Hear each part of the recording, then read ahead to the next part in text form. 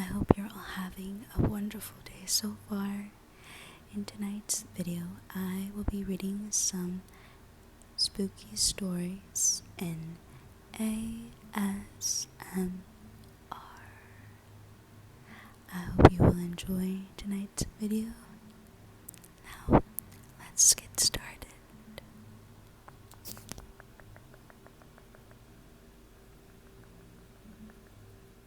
Now, these stories are pretty short, and I do have just some spooky story tells. The last two will be some true crime stories, but a shorter version of that. Okay. Our first story is the Juliet the Doll. Juliet is known to curse any family who owned her. A person named Anna said the doll was passed down from mother to daughter in her family. Each daughter was cursed to have 2 kids, a girl and a boy. Each son died at 3 days old.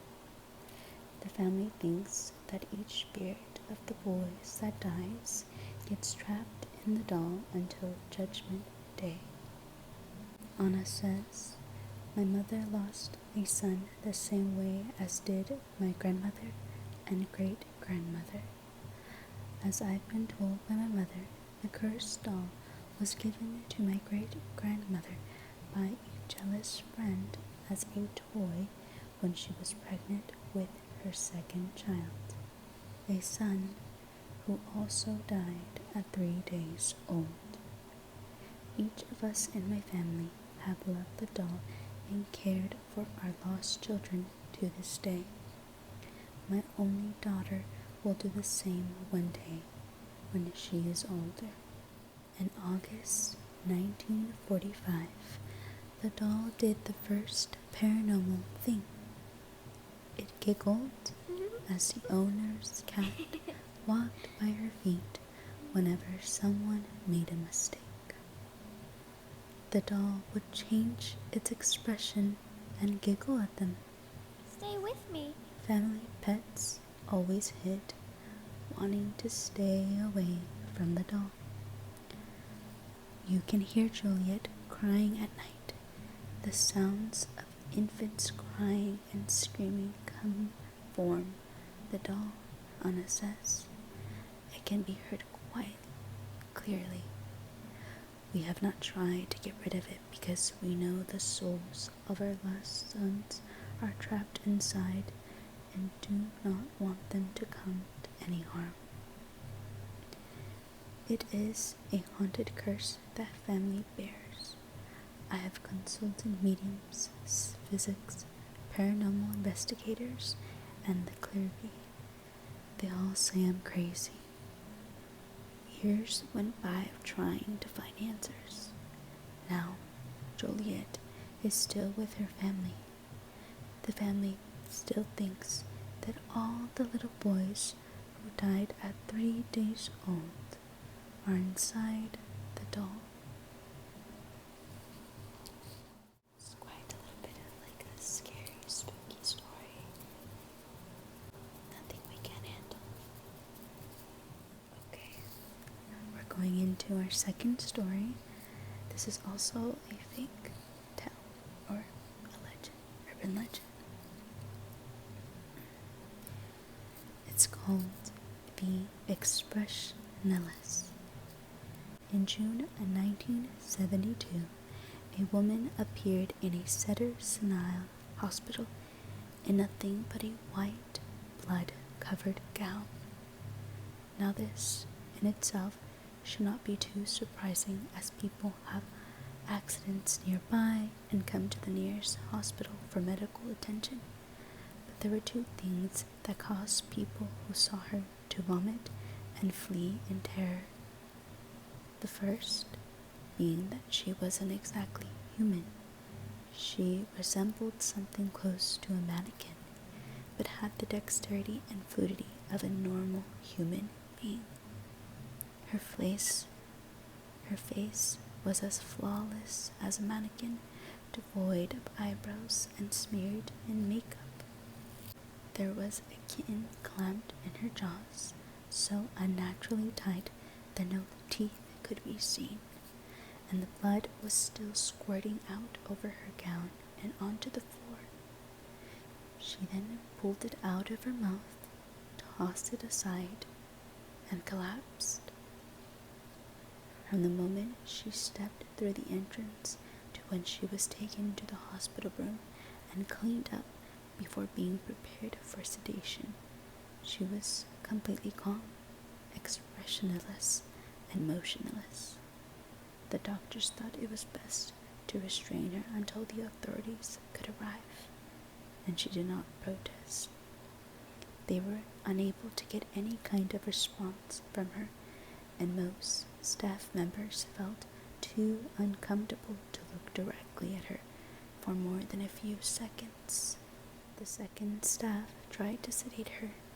She fought back with extreme force. Two members of the staff had to hold her down as her body rose up on the bed with that same blank expression. She turned her motionless eyes towards the male doctor and did something unusual. She smiled. As she did, the female doctor screamed and let go out of shock.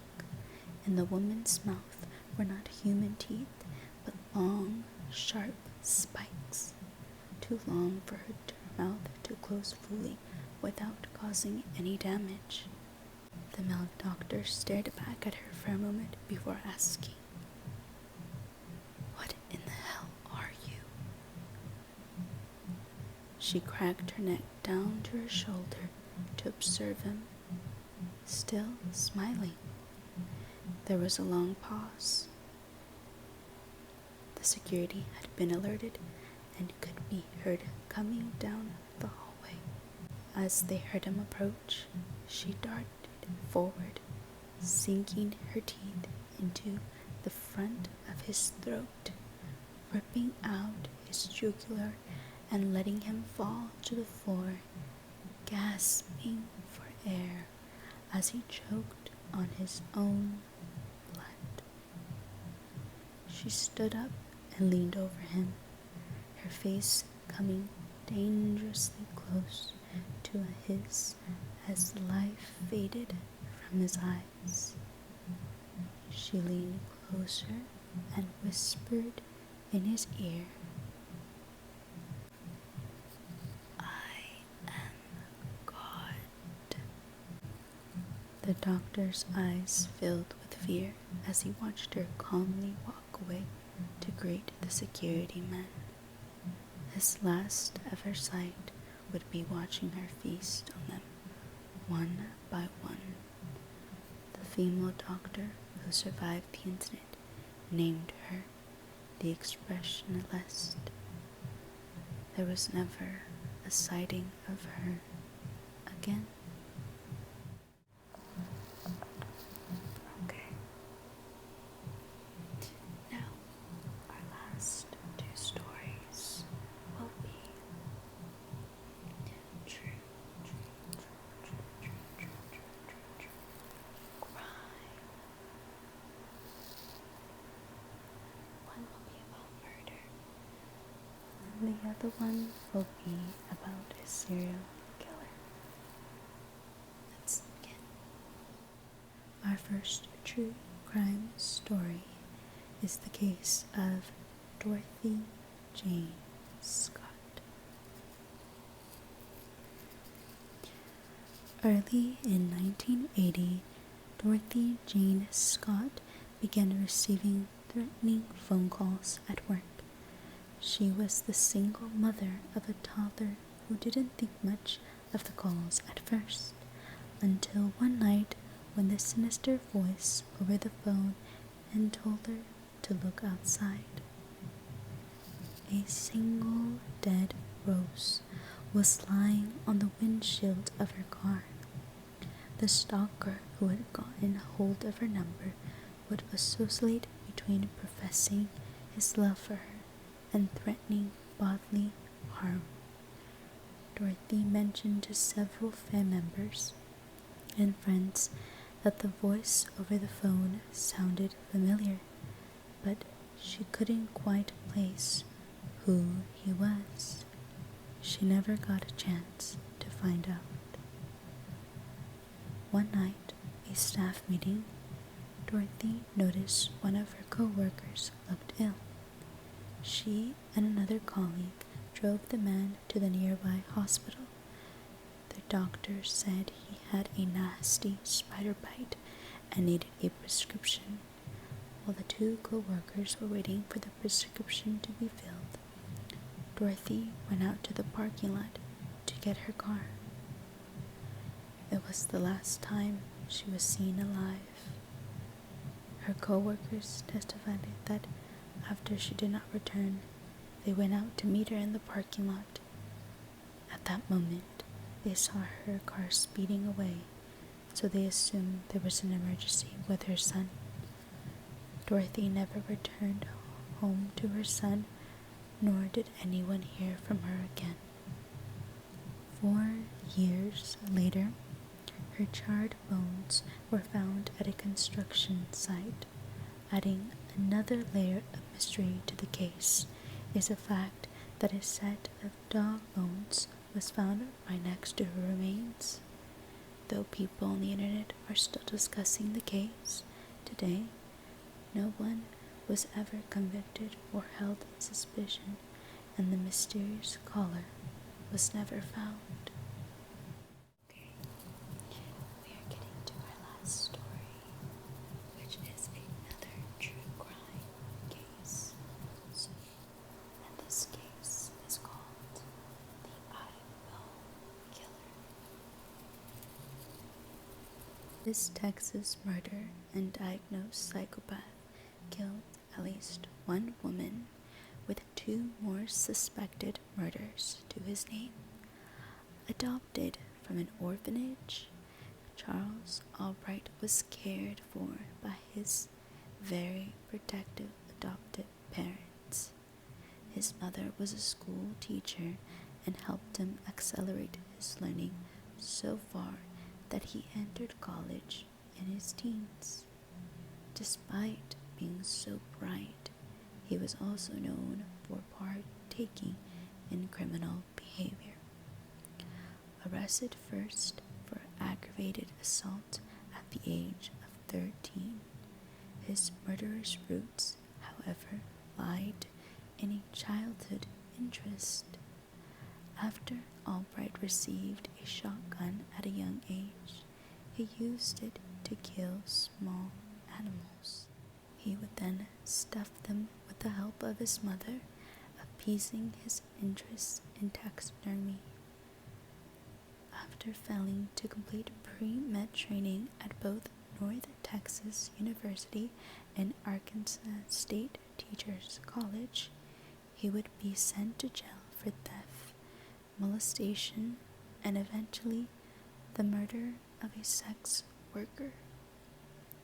Although police suspected him at least 3 more slayings, his victims' bodies were left nearly or completely nude out on a city street.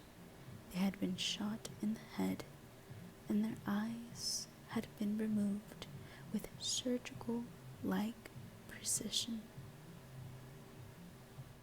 Okay. And that completes our video for today. I hope you have all enjoyed this video, and I will see you all very, very soon. Sorry, quick disclaimer.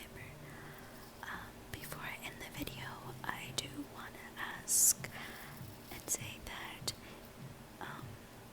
in the comments I will be leaving a quick question, and it's just simply asking what time or day you guys prefer for me to post my videos. I definitely would like to hear you guys' input and have a better schedule on posting these videos, because right now it's kind of all over the place.